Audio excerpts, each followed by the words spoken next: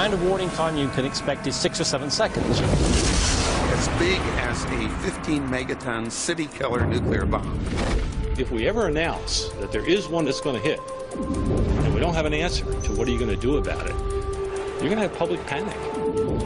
It's only a matter of time before the next big one hits us. The technology is available today so that when the Earth is in fact threatened by an asteroid, we can move it out of the way so that it doesn't hit the Earth.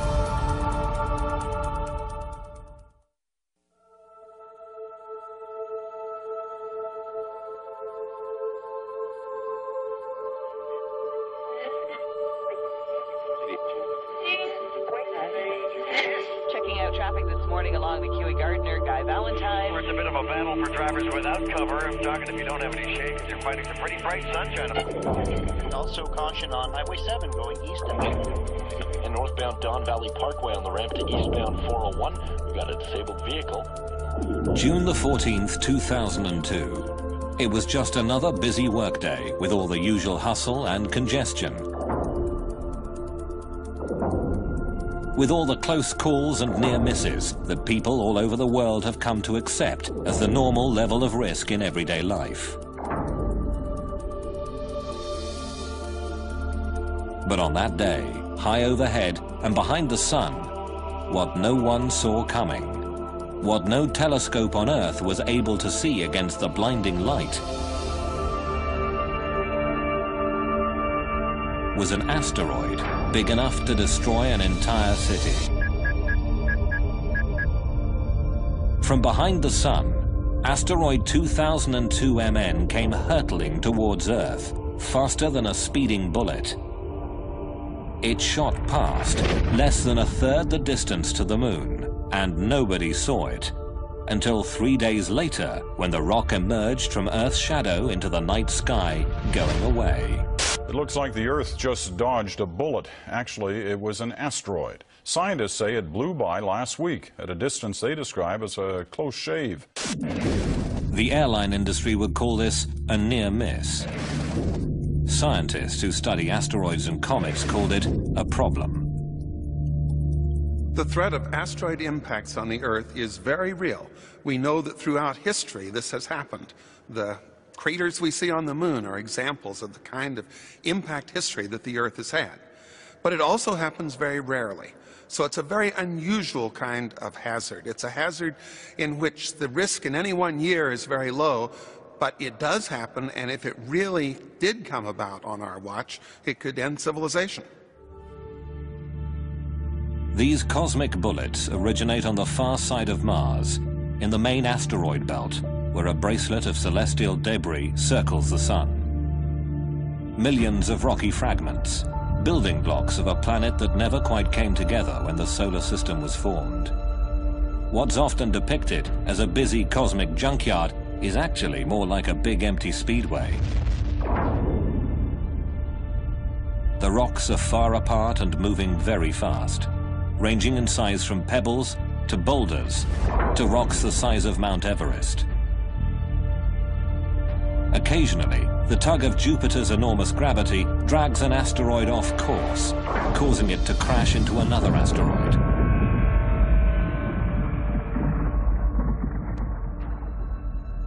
Some veer away into new orbits that cross the paths of Mars, Earth, Venus or Mercury. Another ring of debris called the Oort cloud is the source of most comets, which are big, rocky ice balls that orbit the sun and cross the paths of the inner planets.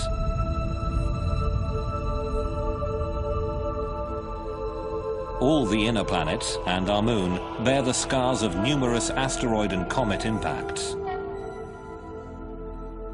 We do get hit all the time by pieces of debris from asteroids and comets. In fact, 40,000 tons of cosmic debris plummets into the atmosphere every year. We see them every night as shooting stars. They don't hit the Earth very often, but when they do, clearly it isn't just going to be a matter of a shooting star seen in the sky. So it is inevitable. It's only a matter of time before the next big one hits us. Even small rocks can make a big impression. In 1908, about 2,000 square kilometers of Siberian forest were instantly flattened as an asteroid exploded near the Tunguska River. The impact site was so remote, researchers had to mount a wilderness expedition just to find the place. When they arrived, there was no crater. Paintings, based on eyewitness accounts, described a fireball. A horrendous explosion in the sky. It didn't actually come crashing down to the ground. It exploded maybe 5 to 10 kilometers up in the atmosphere, and that made a big blast wave in the atmosphere, and that is what did the damage. All this was caused by a relatively small asteroid, somewhere between 50 and 100 meters across. Roughly the same size as asteroid 2002 MN, the one we couldn't see coming. Tunguska's 2,000 square kilometer blast wave would have leveled London. But as bleak as the thought of cosmic collision may be, there is at least a glimmer of hope. One of the special things about the asteroid impact problem is that unlike the weather or earthquakes or other natural hazards, we, at least in principle, we could do something about it. And when we know one's coming for us, our claim is that the technology is available today to stop it. On the Earth, we've got active geology, we've got volcanoes, we've got earthquakes, we've got continental drift, we've got rain, we've got wind, we've got storms, we've got snow. All of those things erode away craters, and that, in some ways, actually fools us into thinking that, indeed, the Earth doesn't get hit as often as it actually does. Counting craters on the Moon and then estimating how often the Earth gets hit can be a pretty sobering exercise. One scientist who made that kind of calculation was astronomer Ernst Opic, who published his impact estimate back in 1951. The general public, however, paid little attention to the science or the implications. But one individual who did take the issue to heart was Lembit Opic, the astronomer's grandson, who got himself elected to Parliament. My grandfather is the reason why I carried on in politics, what he initiated in science. In essence, he was a pioneer. He saw the danger of asteroid and cometary impacts with the Earth, and he had the courage to speak up about them. And he did that at a time when it wasn't really taken seriously, in the 1950s and 1960s.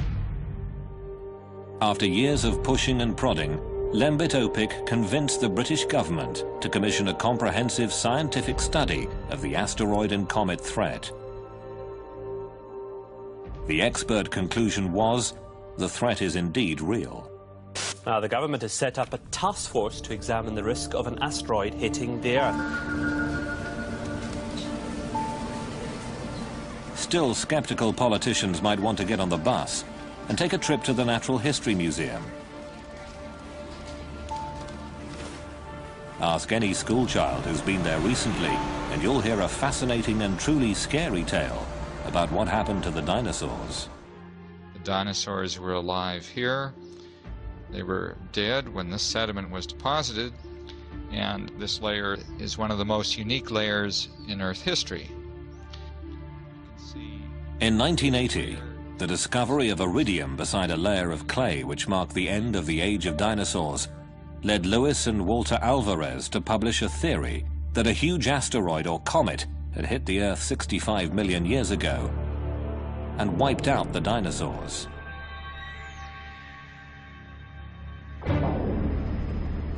But for this concept to be confirmed, there had to be a crater.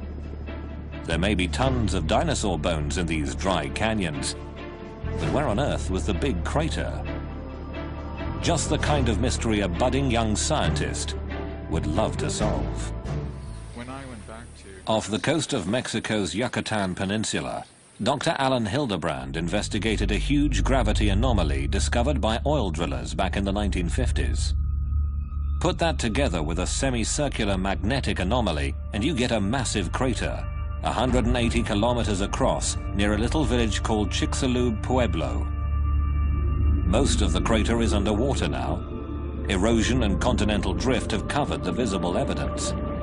But 65 million years ago, This was ground zero. This object would have fallen through the atmosphere in just a few seconds. It's going through the sky, it would have been brighter than the sun. As soon as it contacts the surface of the shallow sea in Chicxulub, of course, it starts propagating the shock wave down into the planet, and it keeps pushing into the planet, and it only gets stopped maybe about 30 kilometers down. The pressure wave would have traveled around the entire planet in the atmosphere. You could have heard the impact on the other side of the planet. The giant impact fireball rising out of the hole, it would have risen, say, 10,000 kilometers above the surface of the planet. Near the impact site, it would have been so hot, it would have evaporated the clouds and been hot enough to make the forest, even a green forest, begin to burn. For Alan Hildebrand, finding that crater pretty much clinched the argument. Planet Earth had been all but sterilized by a rock the size of Mount Everest. 3/4 of the species of large animal life went extinct. We have made the case. We've got the qualitative information and we've got the statistics to show that there is a very serious risk. If you wanted to save planet Earth from cosmic disaster, where would you find people with all the right stuff to do the job? Well, Houston, Texas might be a good place to start looking. This town has that rarest of breeds, the space cowboy. Houston is home to NASA's Johnson Space Center, where rocket science is a way of life and astronauts learn their trade. If you could roll me 90 and then go down, I'll come in on my side. Behind a swimming pool big enough to swallow an apartment block, you'll find a small research lab where the rocket engine of the future is being built and bench tested.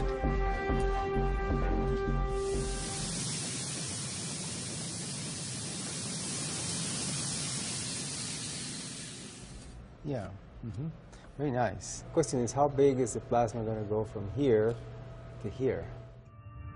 Dr. Franklin Chang Diaz is one of the lead researchers, as well as an astronaut with 7 shuttle missions under his belt. And in fact, there was a time in one of my flights where we got hit by very tiny micro meteorites, perhaps, or some sort of orbital debris, which made little tiny dents or little craters in the windows of the shuttle. Oh, that you did well. Yeah, I did it. You already welded it. Yeah, I did it. First-hand experience with rocks in space gave birth to a new idea and a dual purpose to Chang Diaz's work here. His rocket engine has been developed for long-distance missions to Mars, or as far away as the icy moons of Jupiter. But it could also be used to push a dangerous asteroid out of harm's way.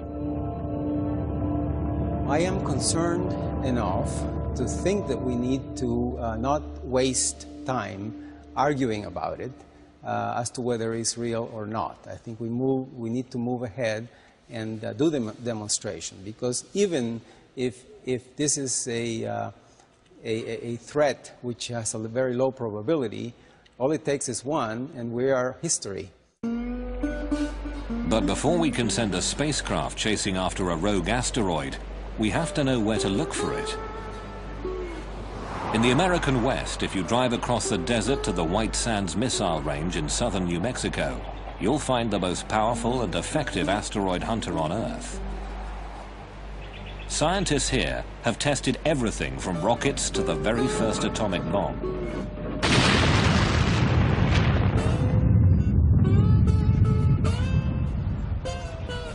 Today, across the valley floor from the Trinity bomb site, the US Air Force has installed one of the world's most advanced telescopes. This state-of-the-art technology was developed by MIT's Lincoln Laboratory as part of the Star Wars anti-missile defense system.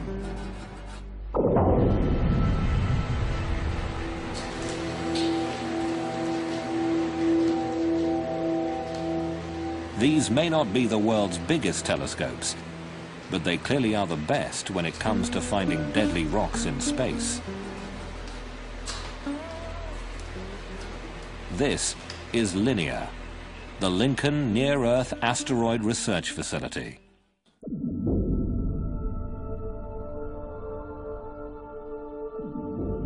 On a given night, when we scan the sky with this, we'll find perhaps 10 to 12,000 moving objects in the sky. Now, most of those are main belt asteroids, and as such don't represent any danger to Earth. But on the other hand, something like half of those will be brand new discoveries, and buried in there will be 1 or 2 near-Earth objects. Because the Earth rotates, the sky is always moving overhead. To get a clear picture of an asteroid, you have to make the sky stop moving. And you do that with a telescope that can track or follow the stars. This way, you can take time-lapse pictures that isolate the blur of fast-moving asteroids against a crystal-clear sky. It then records these pictures like a TV camera on a computer chip that has 20 times more detail than the picture you're now watching. The linear computer deletes previously known stars and planets, leaving a less cluttered time-lapse sequence of the new discoveries. At the end of each night shift, LINEAR's thousands of new discoveries are emailed to the International Astronomical Union's Minor Planet Center at Harvard University. A team of only 3 scientists must cope with the avalanche of new sightings, searching for potentially hazardous asteroids or comets. Computers make a rough calculation of an asteroid's orbit, but it's up to Brian Marsden to estimate the level of risk. They may be reporting 50 or 60,000 observations from one night, and it takes a while to get through that.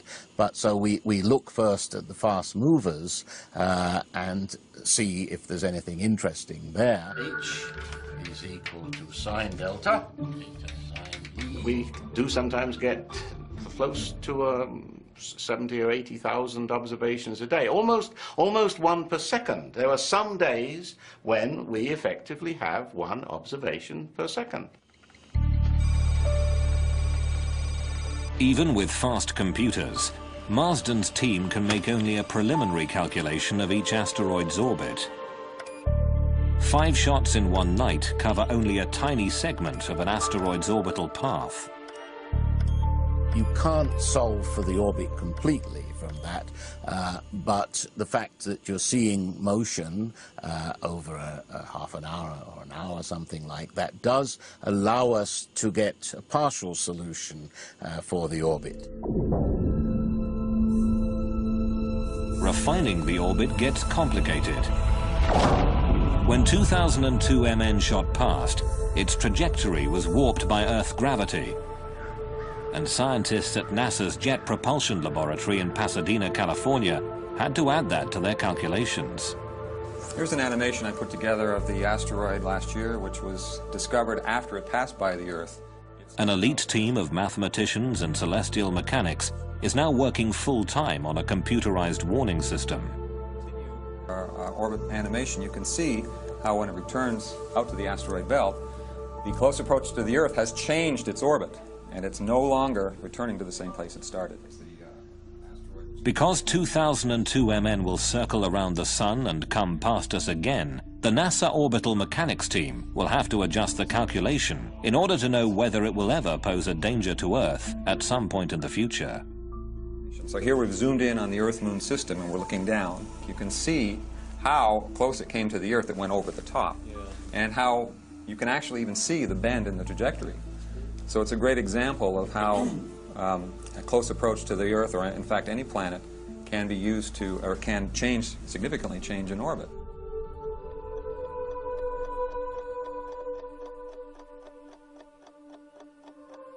To know where an asteroid is likely to be in the future, you need a model of the solar system. Mechanical models that show the relative motions of the Sun and planets have been around since the early 18th century. They're called orreries. What the celestial mechanics at NASA had to do was create a new digital model. One that includes the gravitational attractions of all the planets and the sun, and all the other forces that can affect where an asteroid might go. You just compute what forces are acting on this particular asteroid from all the planets and many of the minor planets in the solar system, and then we can actually trace the motion of that object around the solar system for hundreds of years. For scientists, the acid test of their mathematics came when a strange new comet raced toward Jupiter. A stream of cosmic bullets that would shock and amaze millions here on Earth.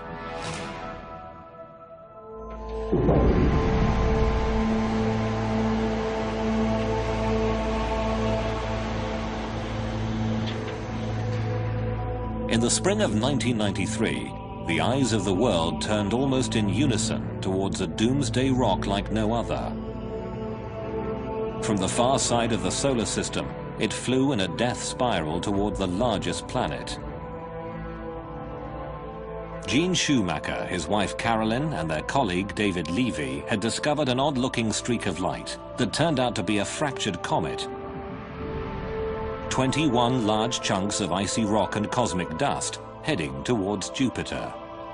We knew we had something very unusual. It was so unusual we were a little unsure just what we were dealing with. NASA asked Paul Chodas and his team to calculate the orbit and predict whether this new comet would actually hit Jupiter. And it started off at some 60%, and before long it was 90%, and this was a year before impacts. As the impacts approached, we continued to predict not just the impact probability, which went very high, but where and when the comet fragments would hit the planet. And it was a prediction months in advance, and as we got closer and closer to the impacts, I kept wondering, well, is the math right? Will this actually happen the way it was predicted? A giant comet is on a collision course with Jupiter. Everybody on Earth who was paying any attention wanted to see if the comet would actually hit Jupiter. And we have liftoff of the Space Shuttle Endeavour on an ambitious mission to service the Hubble Space Telescope. NASA's Hubble Space Telescope set its sights on the planet, and the pictures of what happened next were truly stunning. Right there! Get it! Wait. And then the impacts occurred. We were within minutes of getting the right answer on the time of impact, and the location of impact turned out to be just right. Over the next week, 20 more fragments of the comet crashed into Jupiter, some leaving scars as large as the Earth. Bang on its cosmic schedule, the comet's first impact was recorded by NASA within the last hour. When fragment G slammed into Jupiter, releasing an amount of energy equivalent to about 6 million megatons of TNT. In the wake of SL9, a group of concerned scientists gathered in Italy for a brainstorming session. Hello. They created a brand new international organization called the Space Guard Foundation. Okay, I'm going to join.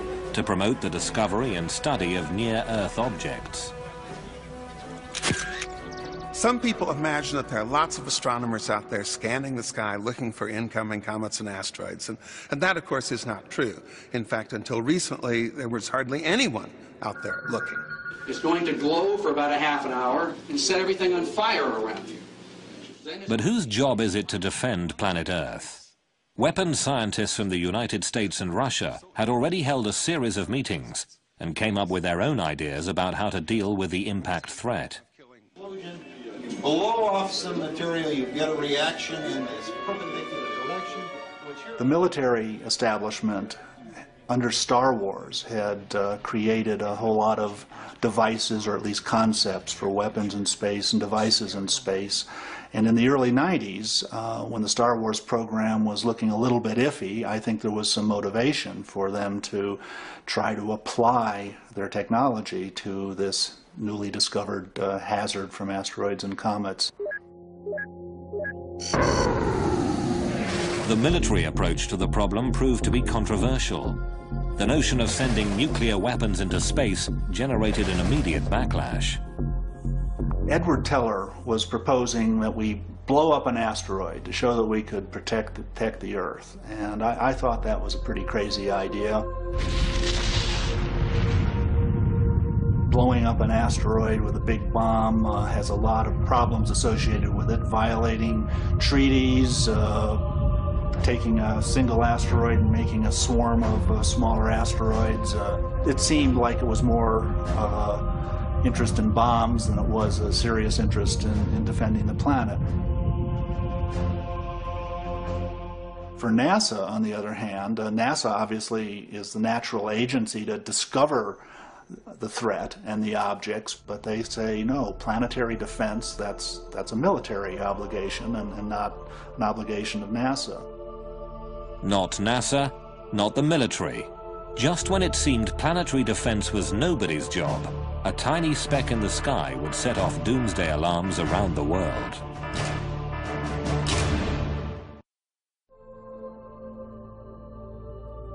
On a winter's night, the 6th of December 1997, a dim streak of light moving through the constellation Cancer was captured by a telescope in the Arizona desert. Big enough to destroy civilization as we know it, asteroid 1997 XF11 seemed to be heading towards Earth. The initial sighting by the Kitt Peak Observatory in Tucson, Arizona, was relayed to the Minor Planet Center at Harvard University in Cambridge, where a computer made the first rough calculation of the orbit.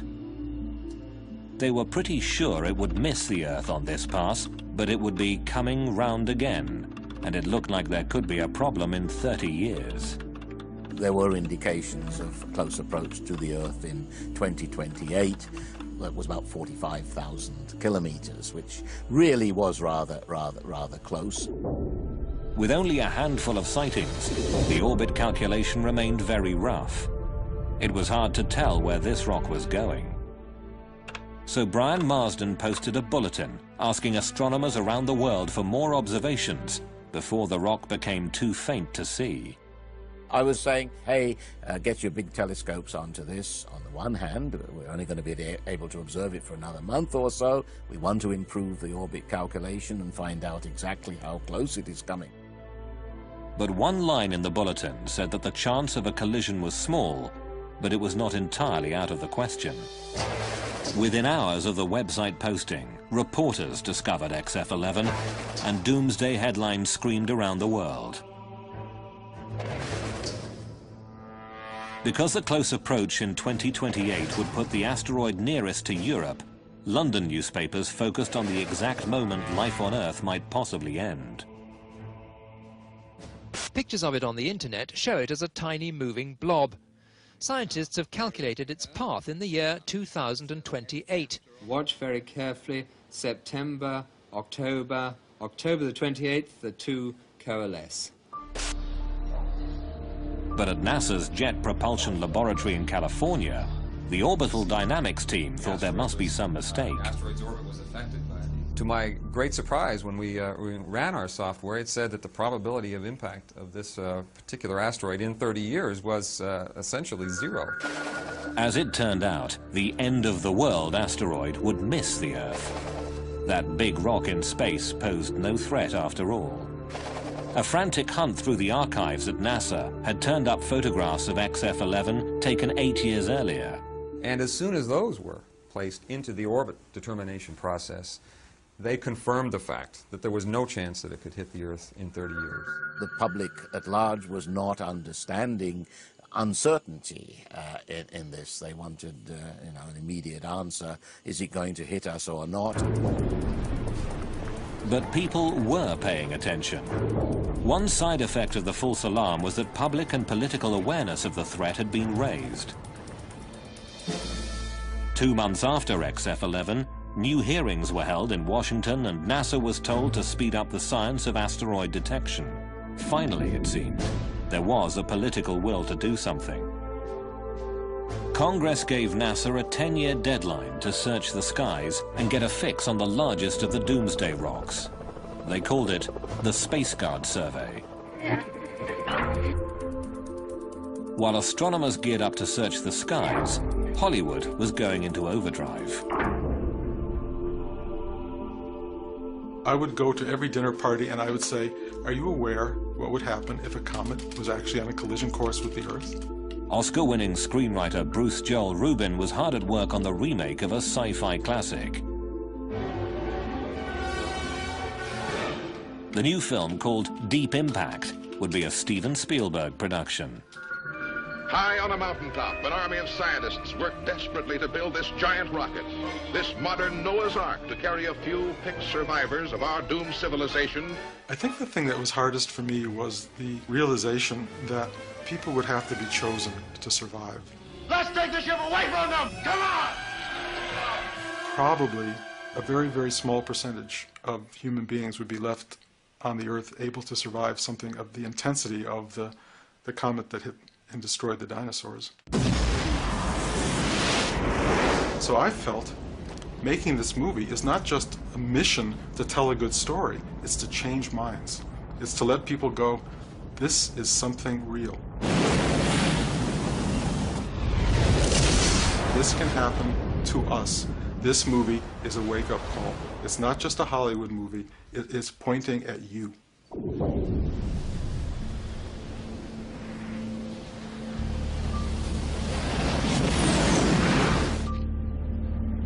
As Hollywood released Deep Impact, telling the world in no uncertain terms that cosmic collisions were no longer just a cosmic joke, real-life professional asteroid hunters were making movies of their own. But instead of using cameras, they worked with delayed Doppler radar. Take the same technology behind a police radar system, jump the power to 400,000 watts,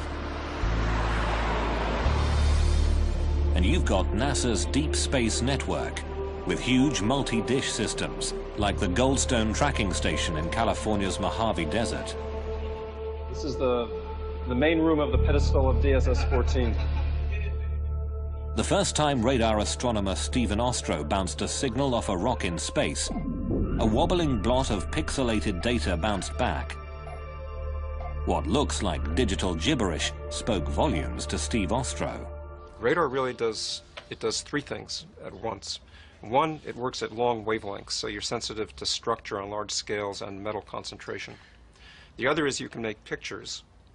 And you can't do this from the ground in any other way. You make pictures of objects, and then we take a sequence of pictures, and we go through a computational process to produce the 3D models. That's the second thing. The third thing is that it makes very precise measurements of distance and speed. When the 1,000-foot radar dish at Arecibo in Puerto Rico bounced a beam off an asteroid called Castalia, the data was translated into a 3D computer model. The very first radar movie showed how Castalia spins and revealed that it was actually two massive chunks of rock held together by weak gravity. Every time they made the trip to Goldstone for a new radar target, Ostro and his team were like kids reaching into a box of chocolates. They never really knew just what they would find. Asteroid Cleopatra, shaped like a dog bone, was roughly the same size as the state of New Jersey and was made almost entirely of metal. Echoes from asteroid Tutatis produced images of a rocky, cratered surface and a wobbling, tumbling spin. Every single one of these objects that we've made a shape model of is very different. This is Tutatis. From a telescopic smudge of light to a 3D shape model, radar gave them physical details and the first clear idea of what asteroids are really like. In the year 2000, the radar movie crew developed a dark and mysterious new image, Asteroid 1950 DA, a big rock that gave everybody a bit of a shock. Once we got the radar data, we began the normal process of just seeing how far in the future we could predict this thing before the uncertainties in the orbit blur out. And in this case, we could go over 880 years into the future. And what was startling about that case was the impact probability turned out to be non-zero. Non-zero means there is a chance this rock could hit us. On March the 16th, in the year 2880, 1950 DA will cross the Earth's orbit. Will it hit us? The odds, 1 in 300.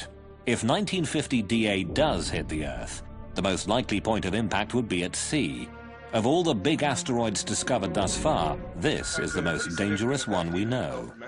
Eric Asfaug and Stephen Ward have created a computer model of the impact. Yeah, it's kind of funny how this started. It was with the movie Deep Impact, and I was getting phone calls. Lots of people were getting phone calls about the movie, whether it was accurate, the big cresting tsunami coming across. The concept here is that this asteroid, which is about 1 kilometer across, will hit the ocean at 17,000 miles per hour, and it'll blow a hole in the ocean about 19 kilometers across and all the way to the bottom. And so when this huge hole of water gets blown into the ocean, the water will run back in again, and it overshoots and it collapses and overshoots many, many times, and each time it pumps out a wave. So it starts out hundreds of meters high, comes ashore on the coast of North America at about 50, 60 meters. Up toward Canada, Grand Banks, it's about 40 meters. 20 meters here in the coast of South America, and about 15, 20 meters all the way over to Europe. These waves would run inland about 4 kilometers. So pretty much everything within 4 kilometers from the beach would be covered up repeatedly. And so we'd pretty much be wiped away like you're scrubbing the floor. You just scrub like this, and it's pretty much all be carried back out. In February 2001, a NASA spacecraft called Near Schumacher made the first ever landing on a chunky, pockmarked rock named after the Greek god of love. Asteroid 433 Eros is 33 kilometers long and 13 kilometers wide, one of the largest near-Earth asteroids. The pictures were spectacular. The data will take years to process. Proving that they could land on an asteroid was a major achievement, but in the end, they still don't know much about what's inside. How dense? How tough? How brittle or crumbly is it? What would happen if they gave it a good shove? The surface appearance of any dark and mysterious object can be very deceiving. So these two spheres, as far as I can tell, have exactly the same mass, the same compressibility, the same color. If I were a spacecraft orbiting these, and these were asteroids, I'd be very hard-pressed to tell which was which. Yet, if I dropped them from a height, and only one of them bounces, really illustrates the fact that one of these responds elastically, and one of these responds like a lump of clay. And it's critical to really go and find out what's inside before we even start thinking about moving these things around. When a 3D model of the asteroid Castellier got smacked in a computer simulation, a problem occurred. An impact with the same energy as the Hiroshima bomb turned Castellier into a pile of rubble, but did not deflect its trajectory in any significant way.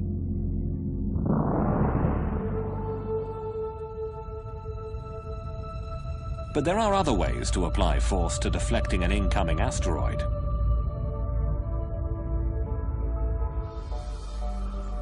Using the power of the sun to push dangerous rocks out of the way may not be so far-fetched after all. This is a typical near-Earth asteroid. Its name is Galevka. It's about 1/2 kilometer across. It's a hazardous asteroid. Its most likely fate is going to be to strike the Earth someday, thousands of years from now. Modern-day researchers like Eric Asfaug say the idea of a giant orbital magnifying glass to burn space rocks could work. You create a vapor plume in one direction, and that starts the asteroid moving in the other. It's a very gradual process. It's not going to happen instantaneously. You need to know where this guy is 100 years or 50 years ahead of time. But if you do, you've got all the time in the world for a satellite to sit there, no human intervention whatsoever, and it'll gradually shove the asteroid into a different orbit, and it'll miss the Earth. Some of the technology to do this already exists. Take an inflatable parabolic antenna the size of a tennis court, convert it to a solar collector, and use it to focus sunlight on an asteroid.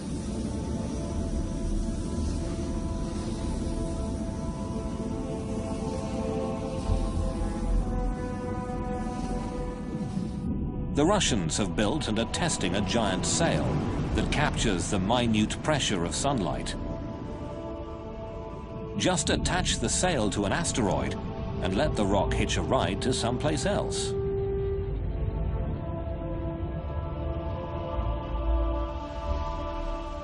But using the sun to save the Earth means waiting for nature to do the work.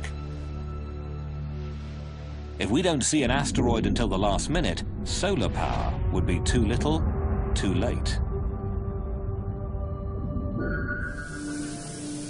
A nuclear electric plasma engine could push an asteroid out of harm's way. The rocket technology at this NASA lab in Houston, Texas, could provide the power for a space tugboat.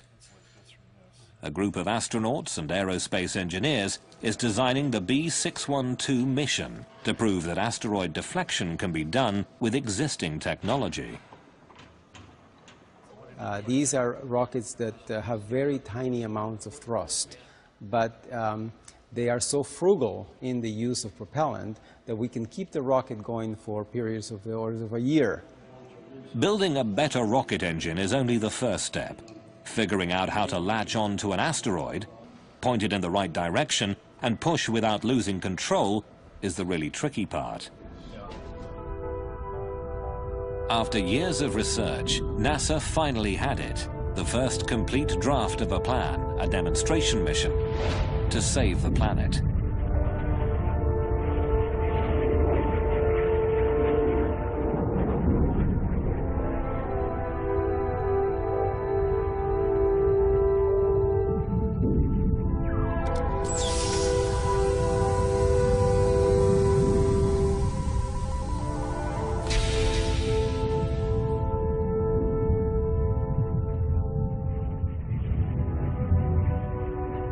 We can move the asteroid off the impact with the Earth 10 years later so that it misses the Earth, and not just miss it randomly, but miss it very precisely so that we don't simply pass on the problem to our grandchildren.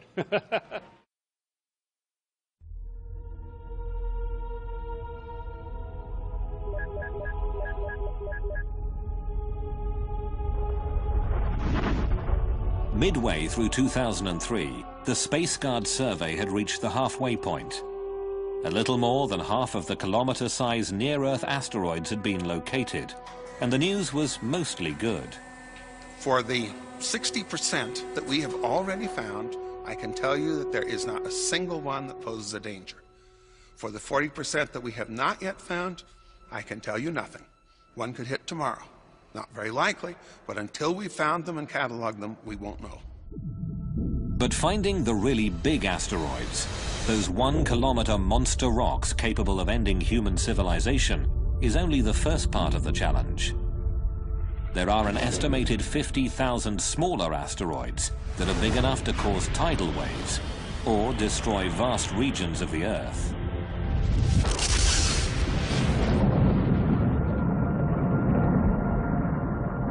A 200-meter asteroid happens maybe once every 10,000 years, but that's like 600 megatons to 800 megatons exploding in one place. Recall the small 60-meter rock that exploded over Siberia in 1908? Well, even though it could have destroyed a city like London or New York, rocks that small are not included in the current Space Guard survey, meaning no one is officially looking for them. Which course, is the same thing as saying that chances are enormous that a Tunguska-sized object will find us before we even see it coming, as happened in 1908. That is likely to happen nowadays, that we won't see it coming. There has been talk of expanding the search to include smaller asteroids. It'll take more and bigger telescopes and, of course, more money. But until we do, we'll have no idea where those city-killer rocks are.